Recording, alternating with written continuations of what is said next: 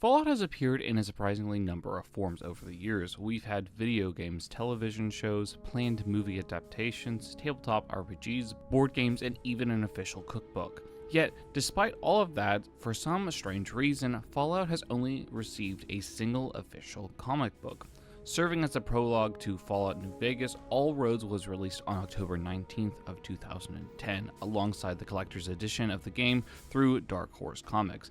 This was an incredibly limited release, available only for those who purchased the collector's edition, making it one of the rarest pieces of Fallout media ever produced. For a short time, the comic was also available digitally through Dark Horse Digital for $2.99, but with the service and app no longer continued, this option has disappeared as well. As a result, physical copies have become highly sought after by collectors, often selling for $50 or more on the secondhand market, which means if you want to read the All Roads comic today, there's only one other option available for you.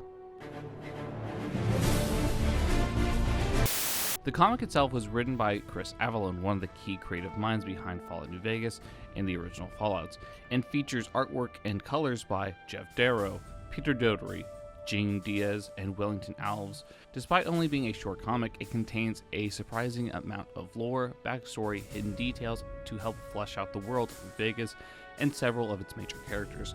So today we're going to break down the entire story, uncover the details you may have missed, and explore the only official Fallout comic book ever released, All Roads.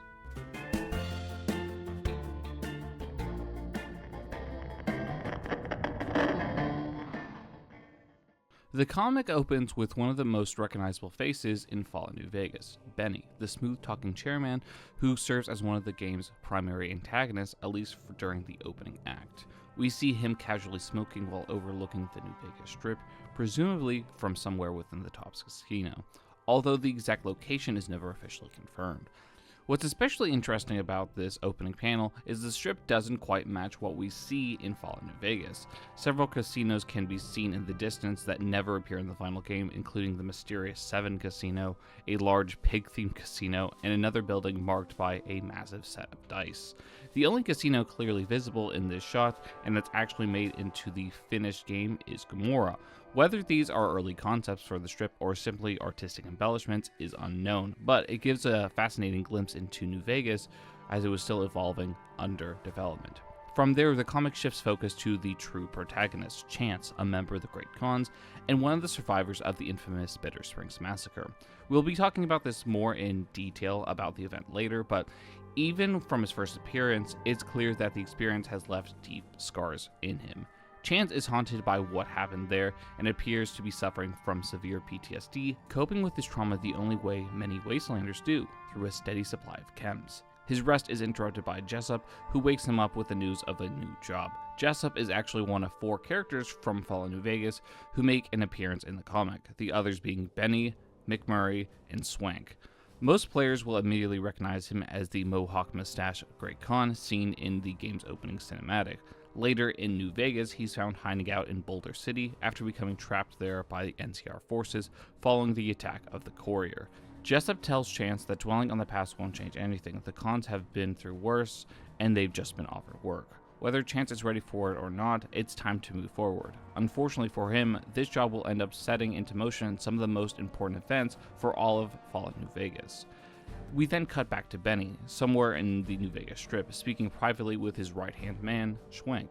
While Schwenk only appears in this brief scene within the comic, most players will recognize him from Fallout New Vegas as the chairman who greets the courier at the Tops and politely asks for his weapons before entering. He's also one of Benny's most trusted allies, making his appearance here a nice bit of continuity. What I really love about this scene is that it does a fantastic job of exploring Benny's character. During the conversation, Benny discusses arranging the death of a singer who's been with them since their tribal days. The scene also includes the mention of Tommy Torrey, another member of the chairman who appear in New Vegas. Both this conversation and another comment from Schwenk about Benny's cigarettes leaving a trail behind him subtly reminds us something that many players forget. The chairmen were once the Mojave Boot Riders, a nomadic tribal group wandering the wasteland before Mr. House recruited them to help rebuild the New Vegas Strip. Of all the major families on the strip, I think the Chairmen do the best job of hiding their origins. The Romeritas still act like gangsters, the White Glove Society can barely contain their darker impulses, but the Chairmen have almost completely reinvented themselves, and this scene shows us exactly how this happened. Benny is obsessed with progress, reinvention, and leaving the past behind. He sees tribal traditions as baggage and holding his people back, and he's determined to ensure the Chairmen never return to what they once were. In many ways, that's the real reason the singer has to go. The singer serves as a living reminder of their tribal past, something Benny views as a threat to the image he has carefully built for himself and his tribe. What's fascinating is this creates a direct parallel between Benny and Chance, the comic's protagonist. Both men are haunted by their past, but they deal with them in completely different ways. Chance can't escape his memories and is constantly relives them, while Benny is desperately trying to erase his. One is trapped by the past, while the other is trying to bury it entirely. It's a theme that runs through the entirety of this comic and helps make Benny a much more interesting character than his first appearance had shown in the game. Benny has always been a man focused on opportunity and self-improvement, constantly looking towards the future instead of dwelling on where he came from. To quote Benny himself, "Ciao to the old ways, and time to swing in style." Before we jump back into the video, a quick word from me. I'm not big enough yet to have major sponsors knocking on my door, but these videos do take a lot of time, research, and editing to put together. So if you'd like to support the channel while also picking something cool up for yourself, I'm actually a Bethesda ambassador, which means if you're looking for official Fallout, Elder Scrolls, Doom, or other Bethesda merchandise, you can use my link and discount code pinned in the comments below. Not only will you save yourself 20% off on your order, but I also receive a small little commission that goes directly back into helping me, which creates more videos like this. And honestly, some of the stuff that you see on there is fantastic. I've picked up quite a few items myself, and the quality is genuinely impressive. It's also one of the easiest ways to get official licensed Bethesda merchandise rather than third-party products. So if you've been thinking about grabbing a new shirt, collectible, mug, or anything else from the Bethesda gear store, I'd really appreciate it if you check it out using my link below.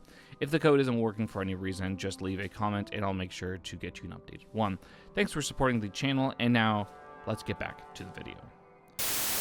And then move back to the cons as they discuss the plan, the job they are about to carry out for Benny. In this scene, we get our first look at McMurray, another character who appears in Fallout New Vegas. Most players probably don't remember him much by name, and that's because by the time you actually reach Boulder City in-game, McMurray is already dead, having been killed during the standoff with the NCR. However, he does appear during the opening cinematic, and is one of the cons directly involved in Benny's plan against the Courier. As the group talks, they draw a map of the operation in the dirt. And what's really cool is this isn't just a random comic book detail. The exact location can actually be found in New Vegas as a marked location known as Chance's Map, named after Chance himself. The map in-game and in comic are a little bit different, as the one in the comic has the locations written out in the dirt so they have names, and in the game it is marked by items, but it's a minor enough difference to be left alone. There's also a handful of unnamed Great Khan members present during this meeting. We never really learn much about them, and considering how the story unfolds, it's entirely possible that many of them don't survive the events of the comic. For the most part, they're background characters, but they help make the group feel like an actual gang rather than just a handful of named characters we meet in-game, I guess. What I particularly enjoy here is the dialogue. As the cons discuss Benny's offer, some of them begin comparing the job to simple raider work and almost seem insulted by it, which is honestly hilarious when you remember that most Wastelanders already view the cons as just raiders. But from their perspective, there's something more. The Great Khans see themselves as a proud tribe with a long history stretching all the way back to the original Fallout. They survived massacres, wars, defeats, and migrations across the wasteland. To them, they're warriors with a legacy, and they're not just hired thugs looking for their next payday or just simple raiders. And it's during this conversation that we get yet another mention of Bitter Springs. The name hangs over almost every interaction involving the cons in this comic, and in a few moments we're going to get the infamous flashback sequence that shows exactly what happened there. So I'll save most of the details until then, but it's important to understand that Bitter Springs is one of the defining moments in the Great Khan history and plays a huge role in shaping their hatred to the NCR. The scars from their event are still fresh, and for characters like Chance, they may never fully heal. Benny eventually joins the group, and we finally get to see the plan laid out in full. The objective is simple: to intercept the courier, take the mysterious package they're carrying, the platinum chip, and kill them before they can deliver it to Mr. House. One thing I noticed while reading through these panels is just how many cons are actually involved in this operation. Between this shot and a few others throughout the sequence, we can account for at least 12 Great Khan members participating in Benny's scheme. That's why I really appreciate all the background details in these scenes, the tents, the campfires, and especially the Great Khan banners hanging throughout the camp to help establish that this is indeed Red Rock Canyon, the tribe's home in the Mojave. It makes the operation feel much larger than what we see in the game's opening cinematic, but again, this will change later on, and I'll go into details about this. It's also during this scene that something absolutely hilarious gets pointed out, and that is, why is Benny wearing his famous suit? Seriously, think about it. Benny's entire plan hinges on the idea that the cons take essentially the blame, and Benny walks away clean for this. If anyone comes looking for answers, the trail is supposed to lead back to the Great Khans, not him. Yet, throughout the entire operation, he's wearing the exact same black and white checkered suit that makes him one of the most recognizable people, or easy to point out, in the Mojave. If Benny had simply put on some wasteland clothes, nobody would have any reason to suspect him. Instead, he shows up dressed like Benny and acts like Benny, and leaves behind witnesses who can only describe him as Benny. For a guy who prides himself as being honestly one of the smartest persons that can be seen in a room, it's pretty a massive oversight, and I get the reason in game, but it just doesn't make much sense. We also learn something interesting about the Great Khan culture. According to the comic, the Khans follow a code of honor that dictates how they conduct themselves. One of their beliefs is it is wrong to kill someone who has never wronged them personally, even if they are being paid to do it. Later in the comic, we learn another one of their beliefs as well, as such as not abandoning fellow Khans and considering it dishonorable to harm children or the elderly. What is particularly noteworthy is that these beliefs are unique to the comic All Roads. They aren't really discussed anywhere else in the series or in New Vegas, and are never directly referenced in the game itself anywhere else. The comic goes out of the way to portray the Khans as more than just raiders, presenting them as a tribe with traditions and values and moral code as in their own. Whether players agree with those values is another discussion entirely, but it does add some extra depth to the faction, and I think it adds up to Chris's writing that we can see throughout everything, especially like in the original intention of the Fallout Bible, to which I've been over it entirely before. We see he has a lot more depth into the background and ideals for factions versus what we can actually see later on in the series. The scene ends with Benny noticing Chance for the first time. Unfortunately, Chance is completely kept out of his mind and barely holding himself together. Benny immediately makes it clear that he has no interest in dealing with him, remarking that the Khans are responsible for keeping their own people under control. He's here to get the job done and not babysit some chemmed up tribal warrior. The following day, 6 members of the Great Khans leave Red Rock Canyon alongside Benny to carry out the job. As they travel across the Mojave, we get some surprisingly cool bits of character development and foreshadowing. One of the first things Jessup notices is the lighter that Benny carries around with him. At first, this might just seem like a throwaway detail, but fans of New Vegas will know it's actually a neat bit of continuity. If you help Jessup escape Boulder City in the game, he gives you Benny's lighter as a reward. So seeing it in here before the events of the game is a nice little connection that kind of ties everything together. We also get a moment from McMurray that reveals he's a lot more observant than he first appears. He points out that Benny may wear a fancy suit and act like one of Mr. House's businessmen, but underneath it all, he's still a former tribal. McMurray warns to the others not to underestimate him, noting that if Benny succeeds, the Great Khans could very easily be the next in line to become another one of House's projects, and another tribe stripped of its identity and just transformed into one of the families of the strip. Not long afterwards, the group comes across the burned remains of a small settlement. The destruction is immediately blamed on the Fiends, and what follows is actually one of the more interesting insights into the relationship between the Great Khans and the Fiends. Most players know that the Khans supplied the Fiends and other people with chems throughout New Vegas and the Wasteland, but This comic expands upon the relationship. While the two groups trade regularly, it's made clear that the cons don't actually like being around the fiends once they're all chemmed up. In fact, McMurray is so concerned about running into them that he suggests turning back around entirely and taking a longer route. For a group as battle-hardened as the Great Khans, that says a lot about just how dangerous in-universe and how unpredictable the fiends are, especially when all chemmed up. This leads directly to what is probably my favorite sequence in the entire comic from an artistic standpoint. The artwork here is absolutely gorgeous. Chance spots the fiends first and decides to sneak ahead, but thanks to the mountain of chems currently flowing through his system, his plan quickly falls apart and he launches himself into a suicidal attack. What follows is a massive action sequence as the rest of the cons are forced to rush in and save him from getting himself killed. The comic does a fantastic job showing Chance's deteriorating mental state as he tears through the fiends in a chemically fueled rage. The panels are chaotic, violent, and honestly, I just think they're so beautiful. The battle ends with the cons wiping out the fiends, although it's honestly difficult to determine whether any cons die in the process, as the number of people present seem to change from panel to panel.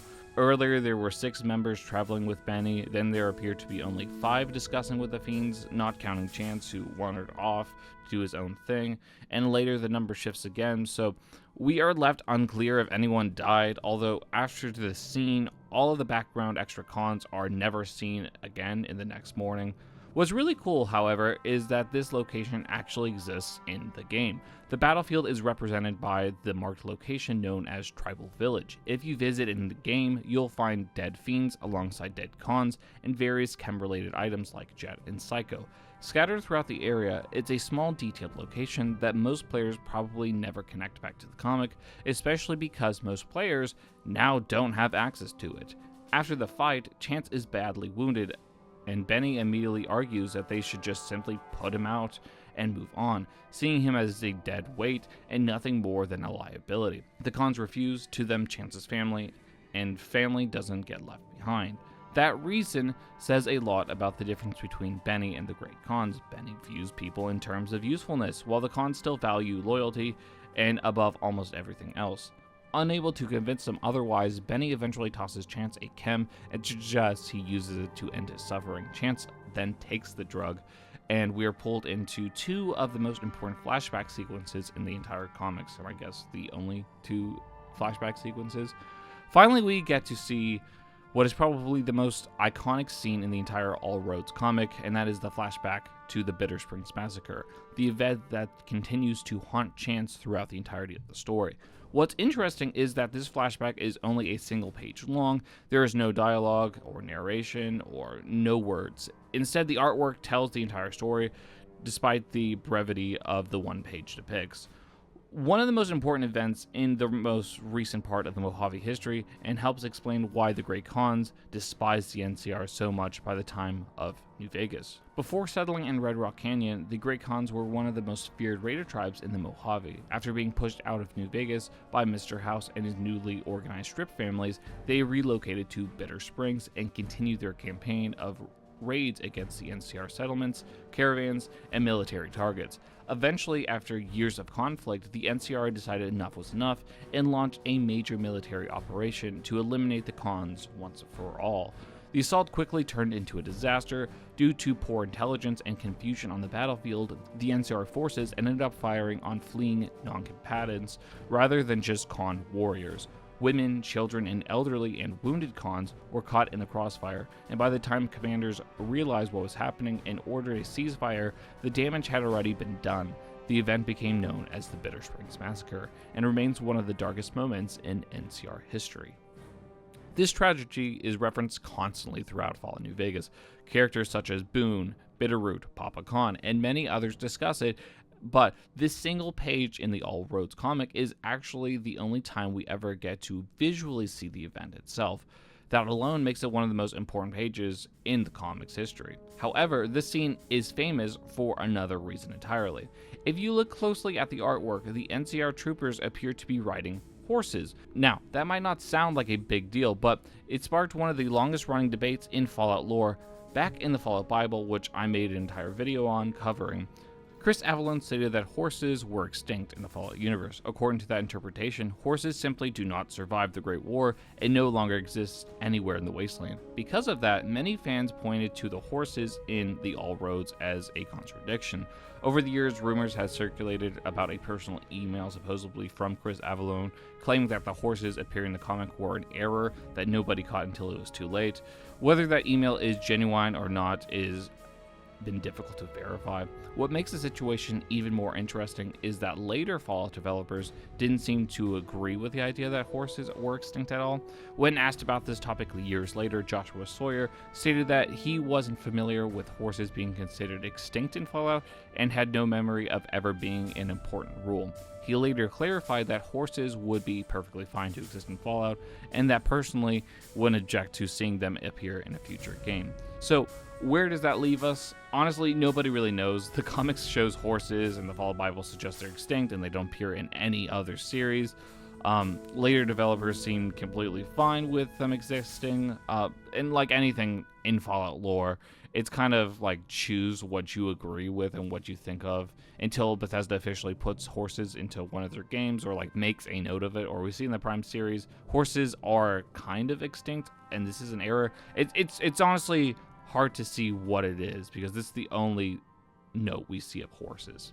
Moving to the next flashback, we get another one by Benny, to which Benny tells Chance that we learn about a singer who performed at the Tops and had been with the chairman since their tribal days. According to Benny, he was a talented performer and a respected member of the group, but there was one problem: he just couldn't let go of the past. The singer constantly talked about how the chairman had lost their ways, and he wanted them to abandon the New Vegas area and return to the roads and embrace their old tribal lifestyles once again. To him, settling down, wearing the suits, and being part of Mr. House's vision for New Vegas was a betrayal for who they used to be as a group. For Benny, however, the old world of the Mojave Boot Raiders was dead. The chairman had been given an opportunity to become something greater than wandering tribals, and he had no intention of letting anyone drag them backwards. That's ultimately why Benny had the singer killed. In Benny's eyes, the man represented a past that no longer existed and an ideology that threatened everything the chairman had built. What makes this scene so interesting is that it directly parallels Chance's own story. Just like the singer, Chance is unable to move from the past. He is haunted by bitter springs, entrapped by old wounds, and clinging to a vision of the great Khans that may never return. Meanwhile, Benny is the complete opposite, someone who has dedicated his entire life to abandoning the past and reinventing himself whenever an opportunity presents itself. It's one of the strongest themes running throughout All Roads, and it helps make Benny a much more interesting character than the man we eventually meet in Goodsprings. The comic then cuts ahead to the following morning, where McMurray and Jessup discover that Chance has died during the night. Of course, neither of them knows the full story. As far as they're concerned, Chance simply succumbed to the injuries he sustained during the battle with the Fiends the day before. They never realized that Benny was the one who handed him over chems that ultimately pushed him over the edge. Despite all of the Chance's struggles, the scene does a really good job showing how much the Khans still care about him. Rather than simply leaving the body behind and moving on, McMurray and Jessup decide to bury him properly before continuing the mission. It's a surprisingly somber moment, and another example of the code we've seen throughout the comic. And just like several other locations we've seen throughout All Roads, this burial site can actually be found in Fallout New Vegas. It's represented as an unmarked location hidden away in the Mojave. If the player brings a shovel and digs up the grave, they'll discover Chance's knife, a unique combat knife. What originally seemed like a random weapon hidden in the wasteland, it suddenly becomes more meaningful after reading this comic, and that connection is pretty cool. What's also interesting is what happens the next day. By this point, the other unnamed Khan members have seemingly disappeared from the story entirely. Whether they died during the fight with the Fiends, or split from the group, or just vanished due to the comic's pacing, it's never really explained. Regardless, from this point on, it's just Benny, Jessup, and McMurray. With Chance now buried and the mission still unfinished, the three continue south towards Goodsprings. Their destination is the lonely stretch of road where the courier is carrying the important package that's expected to pass through. The stage is finally set for the opening of the moments of Fallout New Vegas. And with that, we've reached the end of the All Roads comic. Like I mentioned earlier, this is a surprisingly short comic, but it is packed with references to in-game characters, locations, and events that directly tied to the opening moments of New Vegas. In fact, before reading this comic for the video, I had no idea just how many locations from the comic were actually represented in the game itself. Chance's grave, Chance's map, and even the site of the tribal battle all exist within New Vegas, and that's one of the coolest parts of this entire story, I think. What I love about it is the game never outright tells you any of this. There's no quest markers pointing you towards Chance's story, no NPCs explaining why the map is sitting out in the Mojave, no dialogue, even from the remaining people, of what happened. If you only play New Vegas, those locations are just small details in the background. But once you read the comic and all the connections come together, it reveals the much larger story and connects everything that's there. It's honestly a shame that this comic is so difficult to get your hands on today, unless you're willing to pay a collector's price on it, the secondhand market, or find it through other means online. Most Fallout fans will probably never get a chance to read it or know about it. That's unfortunate because despite the flaws, it serves as a fantastic companion piece for one of the most beloved RPGs ever made.